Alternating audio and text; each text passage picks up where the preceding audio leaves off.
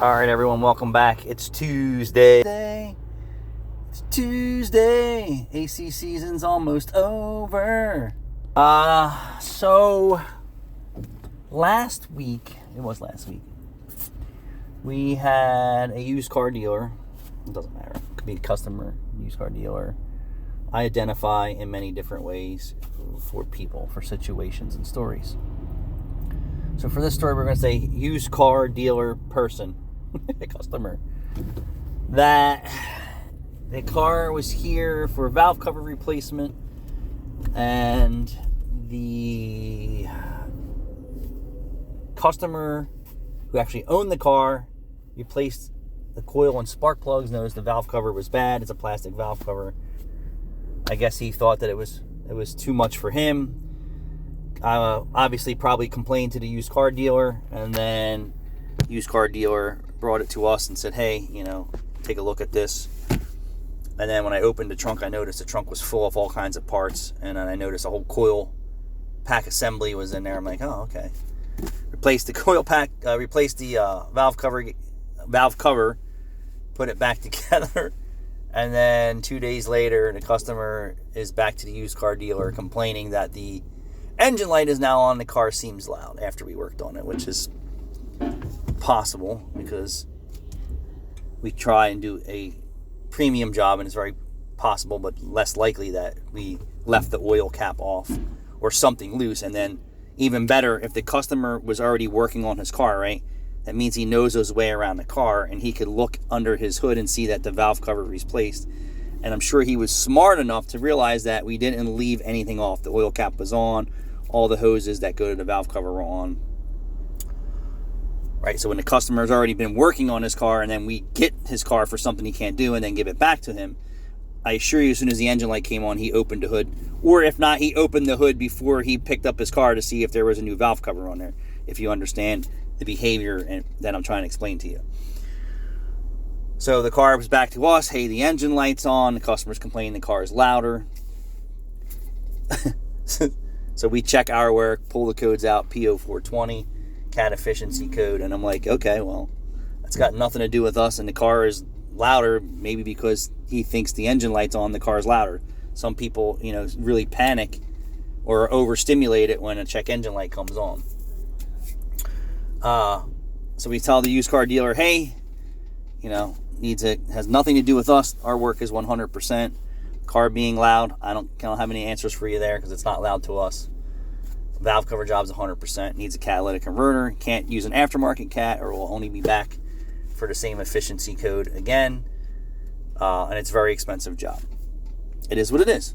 So Rachel said, hey, I really want to put an upstream O2 sensor in this to go along with this 130 or 150,000 mile car, just to make sure that the air fuel sensor is doing the right thing, and it is old, whatever the case may be. So they decline all the work, take the car, they put their own upstream O2 sensor in it, and then they drive it for 250 miles. And then we get a message via text that this used car dealer is so disappointed with us that he fixed the car by replacing the oxygen sensor for a Po420 code.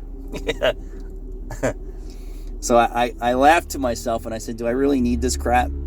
I mean, I've been doing catalytic converter since 1991.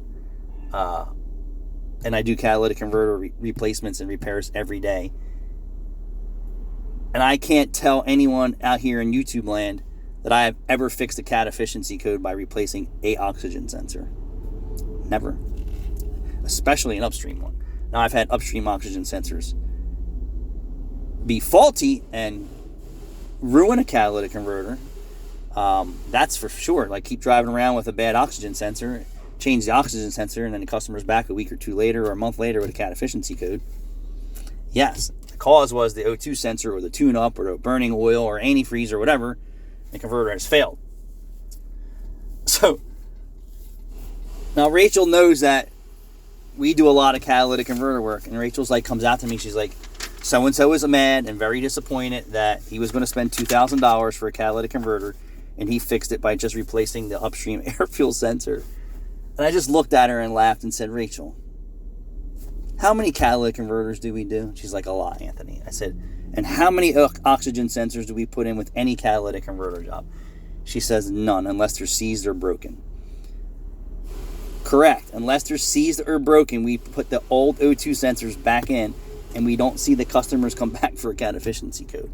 I said, so why would you even bother me with this nonsense and bullcrap?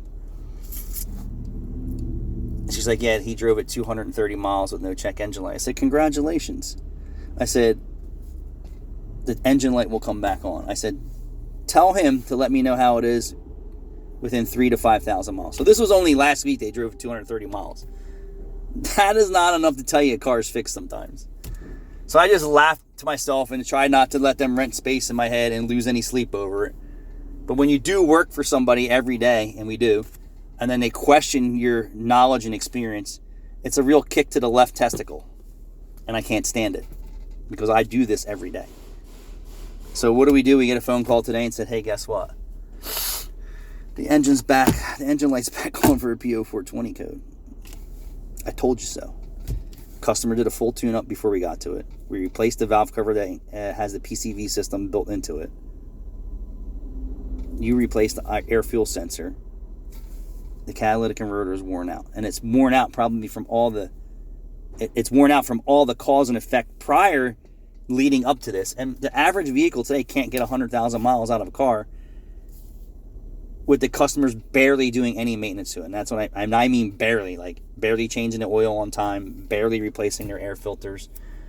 GDIs, throttle bodies, fuel injection services, what are they?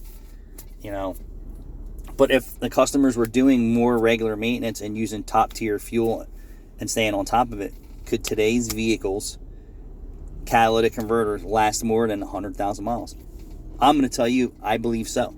Provided that they're not using a lot of oil, which today we have a lot of engines burning oil, and they can't take the neglect and the maintenance, and that's where their customers are not making the relationship. Today's engines cannot take the neglect in an oil change or a GDI or a PCV or a misfire or a fouled spark plug or anything. They cannot, the engines can't handle it. They're so easy to have deposits. That's why they make PAM. Put some PAM in that engine, nothing will stick to it.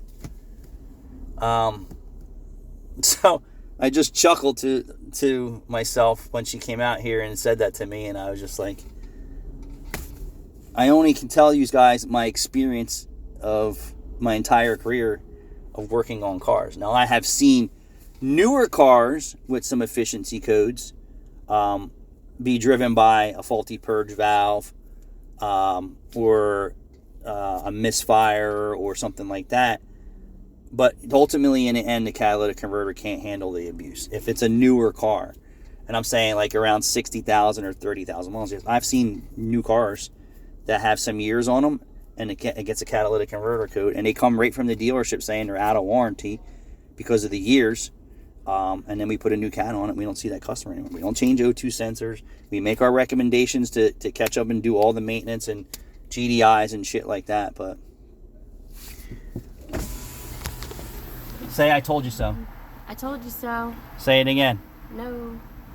How many oxygen sensors do we put on anyone's car to fix cat efficiency codes? What? None. None. But don't make... I know, but it's aggravating to get kicked in the left testicle by people who don't know less than you. They're getting kicked in the testicle too, so, you know. Sorry. I know, but that's like someone saying, oh, let me just try and gut you just because I can. Don't be petty. That was petty to get that message the other day. He was just trying to save money. I understand. They're losing out on the I know, but I would have saved him money by not putting an oxygen sensor in it. I know, but they're still losing money. That's part of being in business sometimes. I know. But anyway, Rick